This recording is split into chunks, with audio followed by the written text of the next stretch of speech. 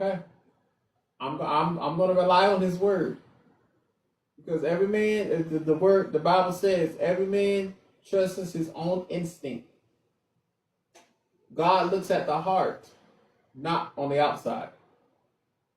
You two got to understand. In this marriage, lock in. Okay? I'm going to say this to you, Mr. Stewart.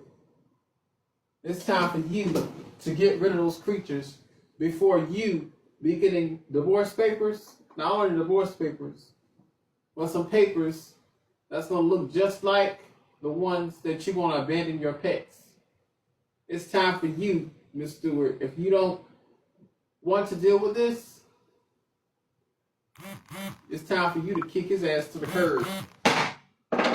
That's my verdict. We're done here.